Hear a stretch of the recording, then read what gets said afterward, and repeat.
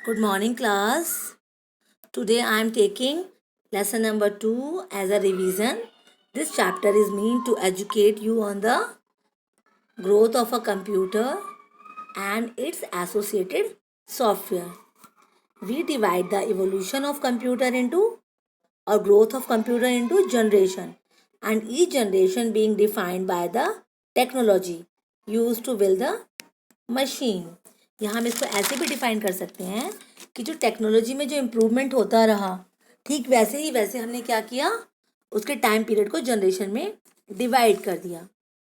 In computer terminology, a change in a technology in a computer is or was being use is called its generation. मतलब ये कि यहाँ पर एक के बाद एक टेक्नोलॉजी में जो इम्प्रूवमेंट होता गया, जैसा कि आप फर्स्ट जनरेशन के कंप्यूटर में देखोगे, वो एक रूम के जितने बड़े होते थे। ठीक, फिर सेकेंड जनरेशन आई, उसके थोड़े छोटे, फिर से छोटे और फिर छोटे होते गए। और आज तो आप लैपटॉप भी यूज़ कर रहे हो, पाम टॉप भी यूज़ कर रहे हो, और आपके पास जो स्मार्टफोन है वो भी तो एक टाइप ऑफ अ कंप्यूटर जिसे आप अपने हाथ में लेकर रहते हो। ठीक है, तो इस तरीके से हम जनरेशन बाय जनरेशन डेवलपमेंट को क्या करते हैं, डेवलपमेंट के अकॉर्डिंग जनरेशन बाय जनरेशन को डिवाइड करते हैं। तो आज हम इस चैप्टर में जानेंगे कि फर्स्ट जनरेशन के करेक्टरिस्टिक्स क्या थे, सेकंड के क्या थे, उनके कंप्यूटर के टाइप क्या थे। तो हमने जो जनरेशन है उसको 5 जनरेशन में डिवाइड किया, first generation, second generation, third generation, fourth generation and fifth generation. उससे पहले थोड़ा सा और देख लेते हैं। आप अपनी स्क्रीन पर देख पा रहे होंगे, कि जिस पे मैंने सर्कल किया है, फादर ऑफ कंप्यूटर, बता सकते हैं कौन था? Yes, Charles Babbage. इन्होंने जो पहला इनको बोलते हैं कि इन्होंने कंप्यूटर के इन्वेंटर थे, लेकिन इन्होंने जो पहला जो बनाया था डिफरेंस इंजर, वो एक सिंपल टाइप का कैलकुलेटर था, उसके कैलकुलेटिंग मशीन से सिंपली। उसके बाद सेकंड जो इन्वेंशन किया उन्होंने, वो भी क्या था, एक एग्जैक्टली कंप्यूटर नहीं था, वो भी एक टाइप की कैलकुलेटिंग मशीन थी जो डिफरेंट डिफरेंट टाइप्स के वर्क करती थी। ओके, उसके बाद हम आते हैं अपनी जनरेशन पे। तो पहला जो हमारा जनरेशन था वो था हमारा फर्स्ट जनरेशन, जिसका जो टाइम पीरियड जो नॉर्मली माना जाता है दैट इज 1946 टू 1955 तक। और इसमें जो एक वर्ड है जो आपको याद रखना है वो है हमारा वैक्यूम ट्यूब। वो है वैक्यूम ट्यूब, स्क्रीन पे आप देख पा रहे होंगे वैक्यूम ट्यूब। इसमें वैक्यूम ट्यूब का यूज होता था और basic components for memory and circulatory for CPU. और जो बेसिक कंपोनेंट्स थे मेमोरी के लिए और जो सर्किटरी यूज़ होते थे, मतलब कैलकुलेशंस के लिए, उनमें सीपीयू यूज़ किया जाता है, मीन सेंट्रल प्रोसेसिंग यूनिट।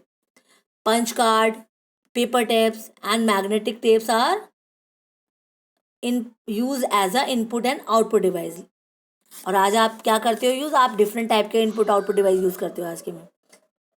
जैसे कि आप प्रिंटर यूज़ करते हो, कीबोर्ड का यूज़ करते हो एंट्री करने के लिए, राइट। लेकिन यहाँ पर क्या होता था, पंच कार्ड, मैग्नेट टेप वगैरह का यूज़ किया जाता था। ओके, अब बात करते हैं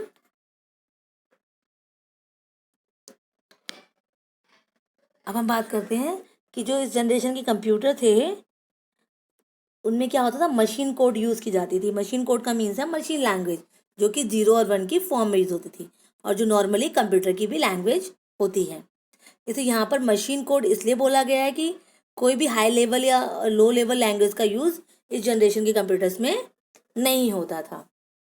ठीक है, डायरेक्ट जो कंप्यूटर था वो मशीन लैंग्वेज ही अंडरस्टैंड करता था।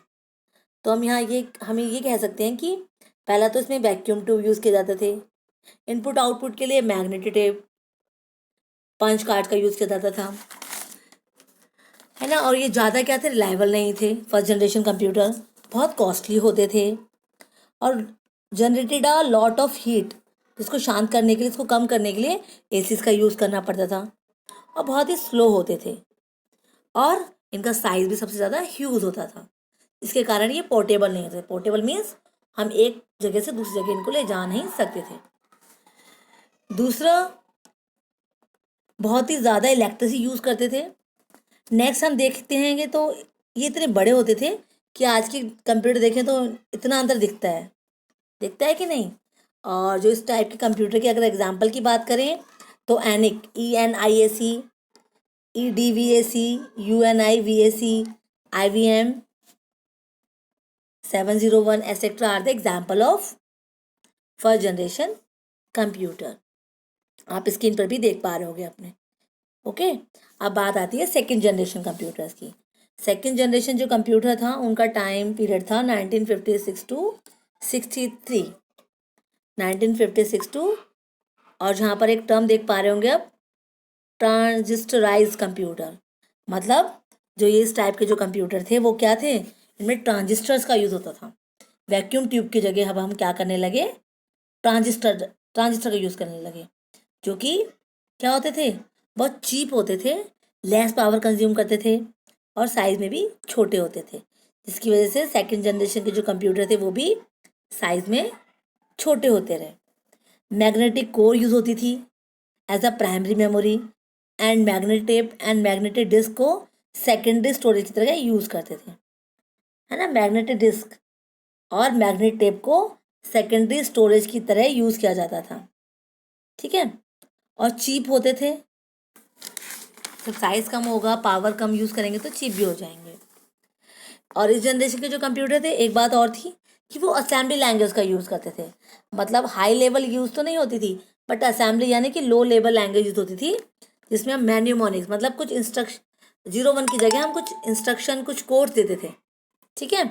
और जो इस टाइम के जो कंप्यूटर थे वो थे IBM 1620, IBM 7094, CDC 1604, UNIVAC 1100 and CDC 3600 are the examples of second generation computers.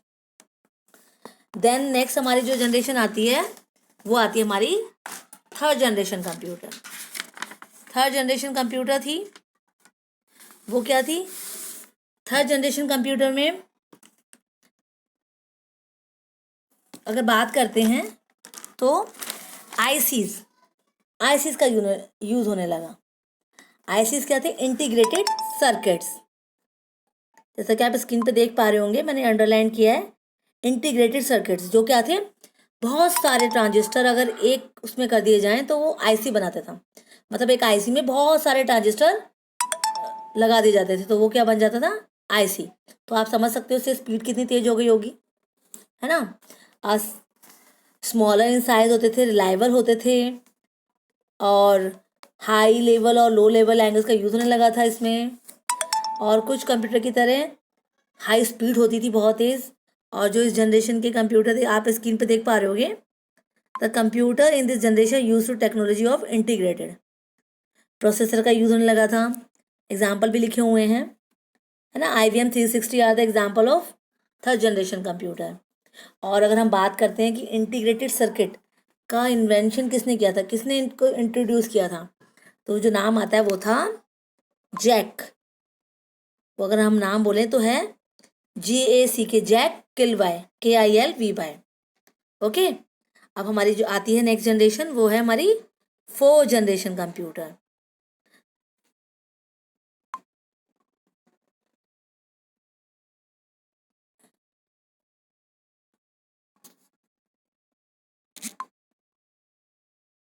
वो हमारी आती है fourth generation computer. Fourth generation का जो टाइम पीरियड था आप स्क्रीन पर देख पा रहे होगे, 1971 से लेकर 1980 तक। और इसमें एक जो टर्म आ रही है वो है VLSI। VLSI means very large scale integration computer.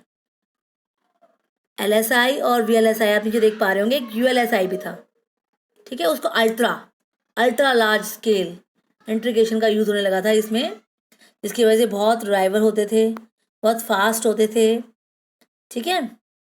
और एक इसमें फर्स्ट माइक्रो प्रोसेसर बना था 4004, ठीक है, जो फर्स्ट माइक्रो प्रोसेसर था, इसको इंटेल ने बनाया था, ठीक है। तो ये अब आपका हो गया फोर्थ जनरेशन, इनकी स्पीड बहुत हाई थी, ठीक है। उसके बाद हमारी नेक्स्ट जो आती है वो हमारी आती है फिफ्थ जनरेशन कंप्यूटर। और जो फिफ्थ जनरेशन कंप्यूटर थी ये AI पे बेस्ड थी। AI means artificial intelligence. आजकल आप बहुत सुन रहे होंगे AI आर्टिफिशियल, वो क्या था एग्जैक्टली? जैसे कि रोबोट काम करते हैं, मतलब हम उनको इंस्ट्रक्शन दें वो हमारे अकॉर्डिंग वर्क करते हैं। तो ये रोबोटिक बेस्ड एक तरह का, इसमें फ्यूचर जनरेशन की बात कर रहे हैं, तो इसमें इस कॉन्सेप्ट को लिया गया था। It had been predicted that by early 21st century computer should be able to behave like humans, making the interaction more human like. They would be able to think and act on their own. The situation is very well depicted in the motion picture Terminator 2nd, where the computer acts on their own based on their own judgment. ठीक है, ये सारी आपकी हो गई अब generation. Hope आपको समझ में आई होंगी, और प्लीज़ अगर नहीं आए तो एक बार प्लीज़ आप दोबारा वॉच करिए वीडियो को।